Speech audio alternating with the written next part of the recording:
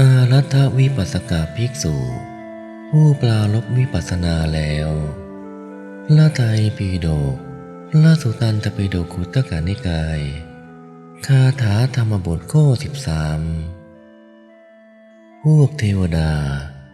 ขับไล่ไม่ให้พวกภิกษุอยู่จำพรรษาพระพุทธเจ้าทรงประทานอาวุธคือเมตตาภิกษุ500 รูปเรียนกรรมฐานวิธีเจริญสมถะและวิปัสสนาตั้งแต่ต้นจนถึงสูงสุดคือพระอรหันต์ในสำนักพระศาสดาแล้ว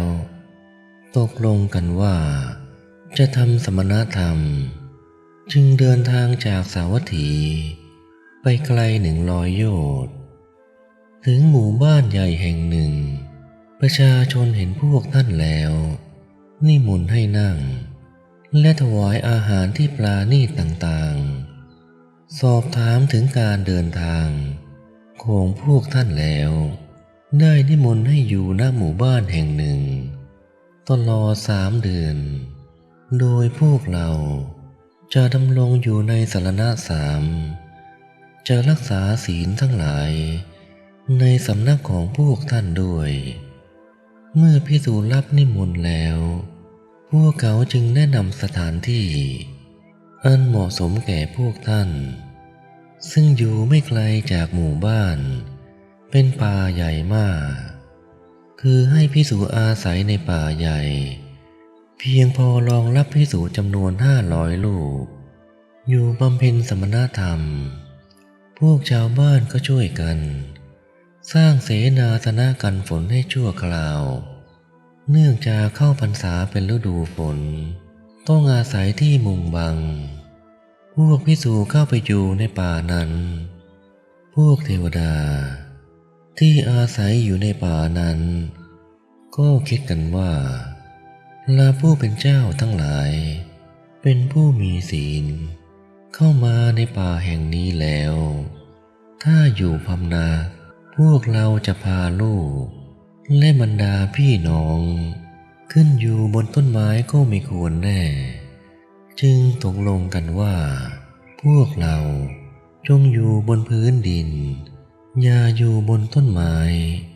เพราะว่าพระผู้เป็นเจ้าคงอยู่เพียงแค่คืนเดียวพรุ่งนี้ก็คงออกไปเวลาเช้าภิกษุเหล่านั้นก็ออกจากป่าเข้าไปบิณฑบาตในหมู่บ้านฉันแล้วก็กลับเข้ามาในป่าแห่งนั้นอีกพวกเทวดาคิดว่าคงไม่มีใครนิมนต์พวกท่านไว้อีกวัน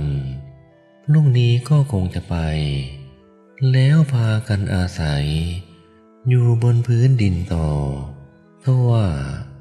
เราเทวดาก็ต้องผิดหวังเมื่อภิกษุทั้งหลายออกไปจากป่าตอนบิณฑบาตเท่านั้นฉันแล้วพวกท่านก็กลับเข้ามาอีกผ่านไป15 วัน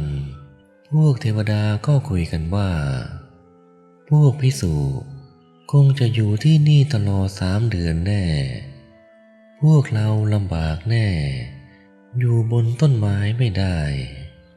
พวกเราต้องหาทางให้ภิกษุพวกนี้ย้ายออกไป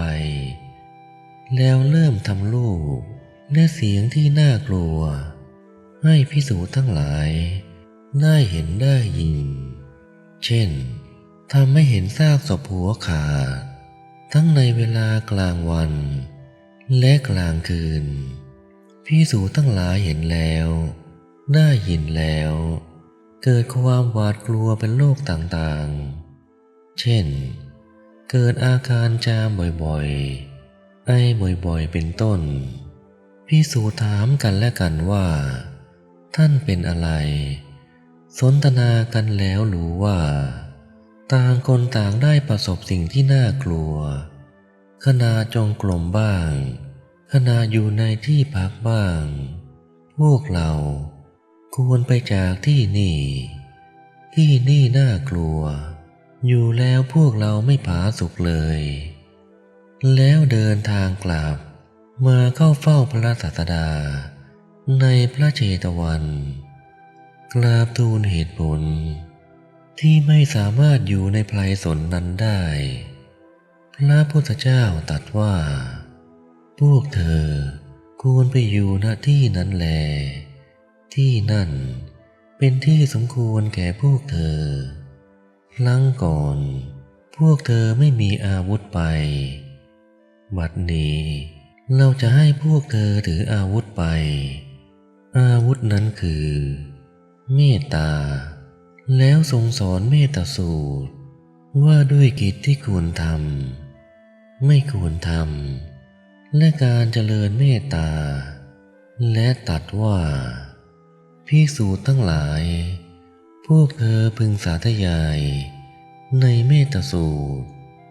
มุ่งถึงการปฏิบัติตนเป็นผู้มีศีลเจริญเมตตาไปในหมู่เทวดาภิกษุทั้งหลายกราบทูลแล้วเดินทางกลับไปถึงแล้วสาธยายอยู่สาธยายเป็นคณะทีเดียวหมู่เทวดาในป่าชัดนั้นทั้งหมดเกิดเมตตาจิต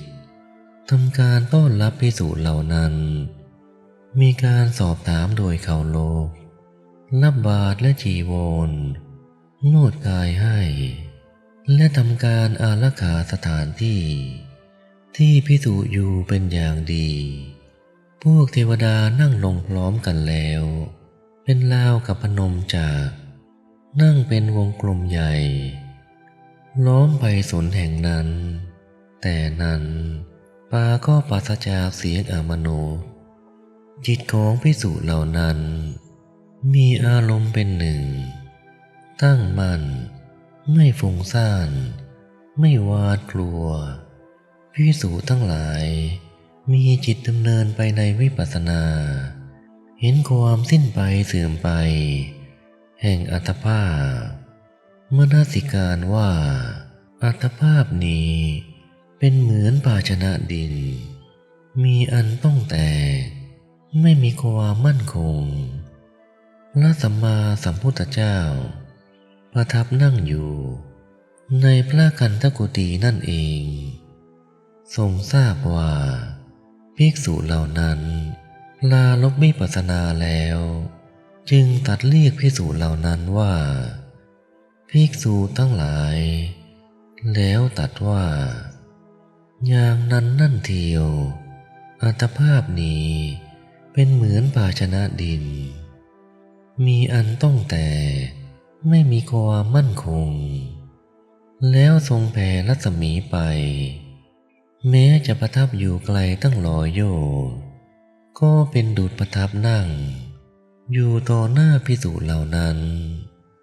ทรงเปล่งพระราชพันธลังสีให้เห็นปรากฏอยู่แล้วตรัสภาสิทธินี้กุมภูปมังกายมิมังวิทิตวานาคาลูมังจิตตมิทังทะเกตวาโยเถตมาลังปัญญาวุเถนะชีตัญจาระเขอนิเวตโนสิยาเมื่อรู้แล้วว่ากายนี้มีอุปมาเหมือนหม้อดินก็พึงป้องกันจิตนี้ด้วยวิปัสสนาให้เหมือนการป้องกันพระนครแล้วใช้อาวุธคือปัญญาลบกับมารกิเลสมารพึงรักษาชัยชนะที่ได้แล้วฌานสมาบัติวิปัสสนาอริยมรรคปัญญา